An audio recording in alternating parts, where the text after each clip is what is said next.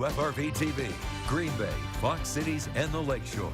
Your stories in our community. This is Local 5 News. It's shocking. It's scary. A community in a state of shock after a man is shot and killed by deputies in Kewanee County. And good afternoon, everybody. Thanks for joining us for Local 5 News at 4. I'm Chris Schuler. The investigation into that officer-involved shooting currently underway. Now, that shooting happened around 8 last night in the township of Franklin in Kewanee County. Local 5's Steve Dent's been following this story all day for us. He joins us now live to tell us what we know so far. Steve. Well, hey, Chris, it's certainly a very rural area out here in the southern section of Kewanee County. The Sheriff's Department told us that they've never experienced an officer-involved shooting before. And right here on scene last night, they had multiple deputies here. And this is what we know so far is one person was shot and killed on this last night. And then this morning, the body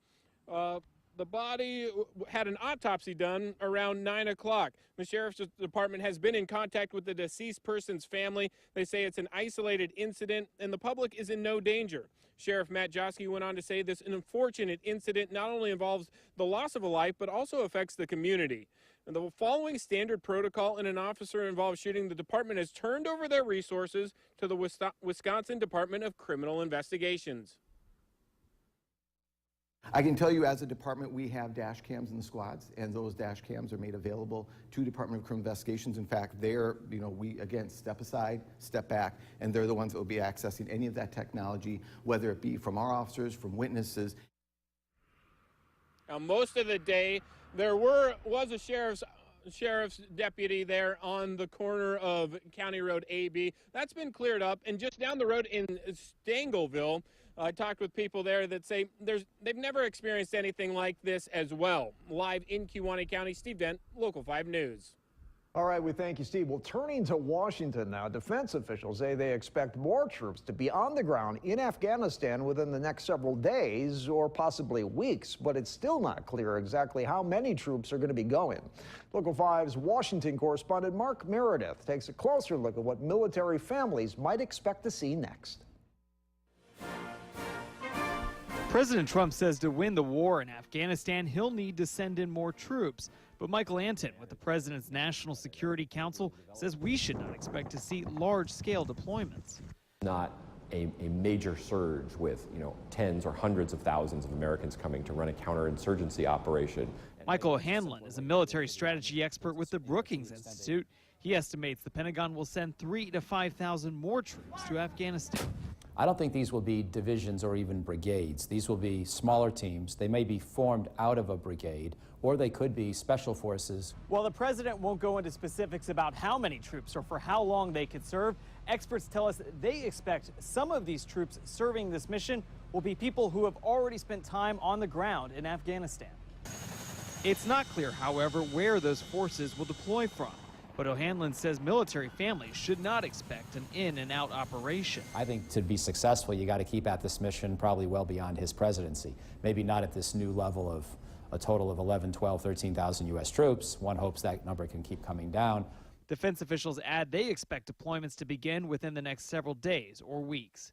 At the White House, I'm Mark Meredith. Well, the body of a soldier killed in Afghanistan is now back home in Columbus, Indiana. A 4.5-mile-long procession was held for 23-year-old Army Sergeant Jonathan Hunter. Along the route, people waved flags and saluted him. Hunter was one of 2 American soldiers killed in the August 2nd attack of a NATO convoy. He's survived by his wife, his brothers, as well as his parents and his sisters. Heavy rain overnight has led to historic flooding in portions of Kansas City, Missouri. People have even needed to be rescued off the roofs of many homes. Now, crews have had to respond to apartments and homes that those buildings were evacuated. Some parts of the city have seen water as high as 28 feet. Thousands of people obviously still without power. Several school districts have either canceled or delayed classes because of the flooding. Comedian Bill Cosby has a new team of lawyers for his retrial. Coming up next spring, a Pennsylvania judge granted the motion for Cosby's previous defense counsel to withdraw from his team today. Now, Cosby's trial on 3 counts of aggravated indecent assault ended in a mistrial in June as a result of a deadlocked jury. The DA's office says they intend to get a verdict in the Cosby case.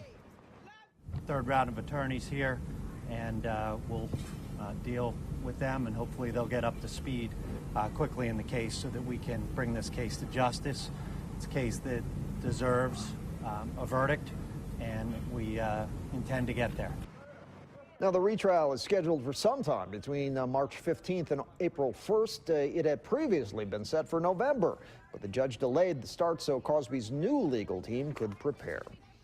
New developments now in the death of comedian Jerry Lewis. Doctors say Lewis's official cause of death was heart disease. A coroner says Lewis died from heart failure due to peripheral vascular disease. The legendary comedian, filmmaker, and actor died Sunday in Las Vegas at the age of 91. Lewis was also well known for his work as a philanthropist. He worked for decades to raise money for the Muscular Dystrophy Association. Turning now to a Local 5 Consumer Watch report, the estimated jackpot for tomorrow night's Powerball drawing has now climbed to $700 million. That makes it the second largest in U.S. history.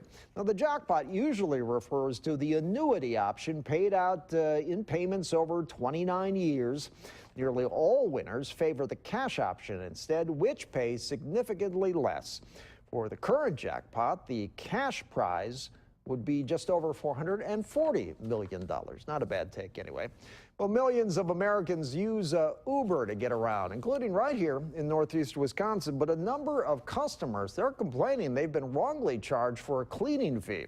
Uber says it's investigating. Kenneth Craig brings us both sides.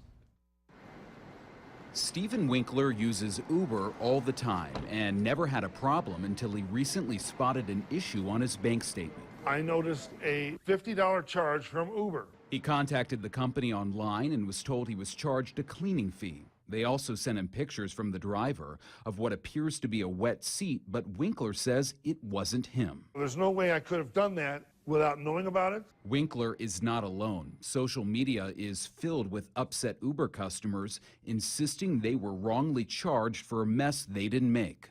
And the Better Business Bureau tells us they've received more than 130 complaints about Uber cleaning fees. John McGann and Crystal Drake were charged $150 and sent a picture taken by the driver, but insist it never happened. They definitely need a better system in place than what they have. Uber is aware of these disputes and in a statement tells CBS News, "We are enhancing our internal processes and investing in additional resources when investigating cleaning fee claims. While messes and spilled drinks can happen in moving vehicles, we are actively looking into reports where fraud may be detected and will take the appropriate actions on those accounts." After complaining to Uber, Winkler received a refund, so did Drake. My advice for other people would be to take a video every time you get out of your Uber. Uber says drivers who submit a fraudulent cleaning fee could lose their ability to drive for the company. Kenneth Craig, CBS News, New York. Now, people with Uber also say cleaning fees include not only the cost of cleaning up a mess, but also lost time for the driver. Chelsea Clinton is coming to the defense of Donald Trump's son again. Plus, more bodies have been found on board the USS John McCain after a collision with an oil tanker. And one police department that's using cell phones now as body cameras for their officers. Pleasant mix of sun and clouds, but a bit blustery as a cool Canadian air mass takes over. Here's a live look down at Grand Chute. Temperature at 73. Wind will trade highs in the 70s for lows in the 40s in the Storm Team 5 forecast.